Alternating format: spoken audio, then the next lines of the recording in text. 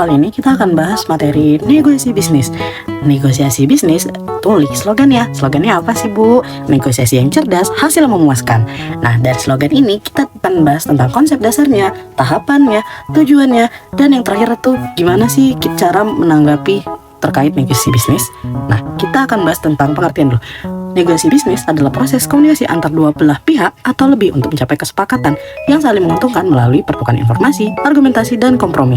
Tujuan utamanya yaitu negosiasi adalah mencapai win-win solution dan membangun hubungan antar jangka panjang. Dari pengertiannya dapat kita gambar ciri-ciri negosiasi itu ada apa aja. Yang pertama itu melibatkan dua belah pihak atau lebih. Yang kedua ada perbedaan kepentingan. Yang ketiga terjadi proses tawar-menawar. Keempat kompromi, dan yang terakhir itu menghasilkan kesepakatan. Dari sini negosiasi ini memiliki kesepakatan bersama, menyelesaikan konflik, memahami kebutuhan kedua belah pihak, dan terakhir itu mencapai win-win solution. Manfaatnya memperluas kerjasama, meningkatkan penjualan, dan menjalin hubungan jangka panjang. Dan yang terakhir itu menciptakan efisiensi harga. Harga tetap akan menaik ke atas. Nah, dari kita menjelaskan pengertian, ciri-ciri, tujuan, dan manfaat, di sini ada tahapnya. Nah, tahap dari negosiasi ini itu ada 4. Yang pertama itu persiapan. Dia itu kayak mengumpulkan informasi, menentukan tujuan, strategi, dan nah, yaitu best alternative to a negotiation agreement. Nah, situ. Yang kedua itu pengajuan. Pengajuan ini kita menyampaikan penawaran awal dan mendengarkan dari pihak lainnya. Yang ketiga itu penawaran, proses tawar-menawar untuk mencapai titik temu dan opsi terbaik. Nah, dari persiapan, pengajuan, penawaran, ada kesepakatan, yaitu mencapai kesepakatan dan menyusun perjanjian secara tertulis jika diperlukan. Nah, dari tahap ini dapat kita simpulkan kalau dasar negosiasi efektif itu terbagi beberapa. Apa aja itu persiapan matang untuk melengkapi informasi, yaitu penguasaan komunikasi yang baik. Yang ketiga, kemampuan mendengar secara aktif. Yang keempat, kepercayaan diri dan kontrol emosi. Yang kelima itu fokus pada kepentingan bukan posisi. Dan yang terakhir itu fleksibel, mencari solusi terbaik. Itu win-win solution atas kesepakatan tersebut. Nah, di sini ada teknik negosiasi. Apa aja? Mari kita bahas. Nah, di sini itu memberi pilihan agar lawan ini merasa memiliki kendali. Yang kedua itu kompromi untuk menemukan titik tengahnya. Yang ketiga itu persiapan terbatas untuk ciptakan urgensi.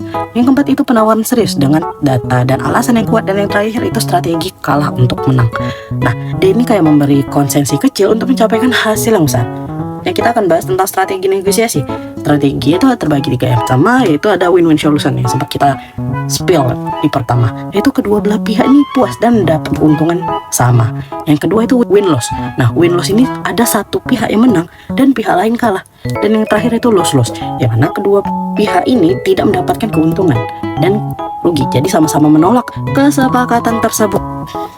Strategi ini kita melanjut dengan hambatan negosiasi.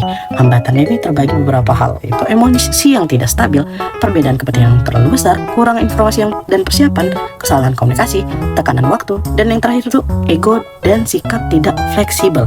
Nah, ini yang sering terjadi ketika kita melakukan negosiasi.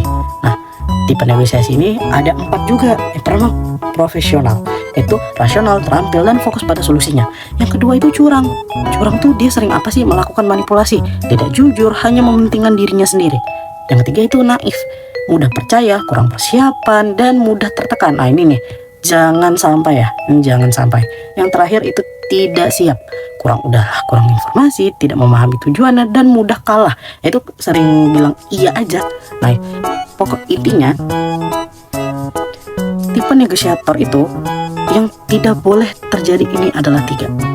Tidak ada persiapan dan naif, sering banget curang. Nah, ini tidak boleh banget ya. Nah, dari tadi kita membahas tentang konsep dasarnya, terus tujuannya, dan strategi negosiasi yang baik itu seperti apa. Teman-teman akan menonton video berikut. Selamat pagi Bu Lia, terima kasih telah meluangkan waktunya pada pagi hari ini.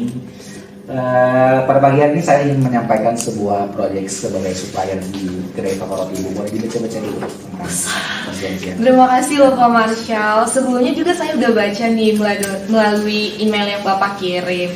Nah, di email yang Bapak kirim kan Bapak menawarkan 50 ton 1 bulan untuk harga 9.000. Iya, betul. Di harga 9.000. Tapi Bapak, menurut kondisi keuangan kami sanggupnya 50 ton tapi untuk harga 6.000 Bapak. Oh, oke. Kalau di perusahaan kami sangat menjunjung tinggi kualitas. Jadi di harga 9.000 itu menurut saya masih masuk akal untuk diambil kepada toko roti. Oke, tapi bagaimana kalau misalnya 60 ton tapi tetap di harga 6.000? Gimana kalau kita turun sedikit di harga 8.500 tapi di 100 ton? Kalau misalnya untuk 100 ton, kondisi kami tidak memungkinkan Oke. 100 ton karena terlalu banyak. Bagaimana untuk 70 ton aja deh Bapak, di harga 7.000? Oke, kita ambil tengahnya aja di harga 7.800 dengan 60 ton ya. 60 ton. Oke, 60 ton. Oke. Untuk netnya apakah bisa untuk 30 hari? Oh, tidak bisa. Saya mengajukan netnya itu ada di 14 hari. Oke. Tapi bagaimana kalau misalnya di 21 hari aja? Oke, di 21 hari kita ambil pertengahan 21 hari jadi 21 hari terus 60 ton dengan harga 7.800. Oke Bapak. Oke, berarti- Terima kasih. Oke, berarti itu saja. Terima Iya. kasih atas kerjasamanya Ibu Indah. Ya, semoga berjalan dengan baik Bapak. Terima kasih Ibu. Kita simpulkan dari materi ini, negosiasi yang efektif membutuhkan persiapan yang matang, komunikasi yang baik, dan memahami kepentingan kedua belah pihak agar fleksibel dalam mencapai solusinya. Tujuan dan akhirnya itu mencapai kesepakatan yang menguntungkan kedua belah pihak dan membangun hubungan kerja yang kuat serta berkelanjutan. Ingat, di sini ada remind, yaitu apa aja yang pertama persiapan yang matang, jangan setengah kemenangan aja. Terus yang kedua itu mendengarkan, yaitu memahami lawan berbicara. Yang ketiga itu fokus pada kepentingan, bukan ego. Yang terakhir cari solusi terbaik untuk kedua belah pihaknya. Jadi tidak satu belah pihak saja yang menang, tapi keduanya. Nah, negosiasi bukan tentang siapa yang menang, tetapi bagaimana sih kedua belah pihak ini menang bersama. Sekian dari video kali ini, semoga teman-teman dapat memahami. Sampai jumpa, dadah.